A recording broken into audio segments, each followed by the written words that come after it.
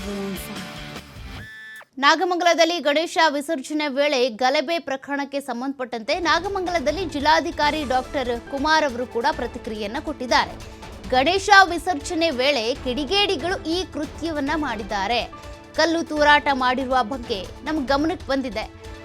ಘಟನೆ ಬಳಿಕ ಪ್ರತಿಭಟನೆಗಳು ಕೂಡ ನಡೆದಿದ್ದಾವೆ. ಎಸ್ಪಿ ಹಾಗೂ ನಾನು ಐಜಿ ಸ್ಥಳಕ್ಕೆ ಬಂದಿದ್ದೇವೆ. ಭೇಟಿ ಕೊಟ್ಟು ಪರಿಶೀಲನೆ ಕೂಡ ನಡೆಸಿದ್ದೇವೆ. ಪರಿಸ್ಥಿತಿಯನ್ನ ತಿಳಿಗೊಳಿಸುವ ಕ್ರಮವನ್ನು ಕೈಗೊಂಡಿದ್ದೇವೆ ಅಂತ ಡಿಸಿ ಕುಮಾರ್ ಅವರು ಪ್ರತಿಕ್ರಿಯೆಯನ್ನು ಕೊಟ್ಟಿದ್ದಾರೆ. ಘಟನೆ ಬಳಿಕ ಪ್ರತಿಭಟನೆ ನಡೆದಿದ್ದಾವೆ. ಕಲ್ಲು ತೂರಾಟ ಕೂಡ ಆಗಿದೆ. ಈ ಪರಿಸ್ಥಿತಿ ಬಗ್ಗೆ ಗೊತ್ತಾದ ತಕ್ಷಣ ಐಜಿ, ನಾನು, ಎಸ್ಪಿ ಎಲ್ಲರೂ ಕೂಡ ಬಂದು ಭೇಟಿ ಕೊಟ್ಟಿದ್ದೇವೆ.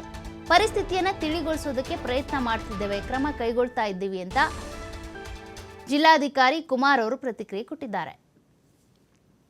ಗಣೇಶ ನಾಗಮಂಗಲ ಪಟ್ಟಣದ ವ್ಯಾಪ್ತಿನಲ್ಲಿ ಇವತ್ತು ಸಂಜೆ ಗಣೇಶ ವಿಸರ್ಜನೆಗೆ ಹೋಗುವಂಥ ಸಂದರ್ಭದಲ್ಲಿ ಮಸೀದಿಯ ಮುಂಭಾಗದಲ್ಲಿ ಹೋದಂಥ ಸಂದರ್ಭದಲ್ಲಿ ಕಿಡಿಗೇಡಿಗಳು ದುಷ್ಕೃತ್ಯವನ್ನು ಎಸಗುವಂಥ ಉದ್ದೇಶವನ್ನು ಇಟ್ಟುಕೊಂಡು ಕಲ್ಲನ್ನು ತೂರಾಟ ಮಾಡಿದ್ದಾರೆ ಅಂತ ನಮ್ಮ ಗಮನಕ್ಕೆ ಬಂದಿದೆ.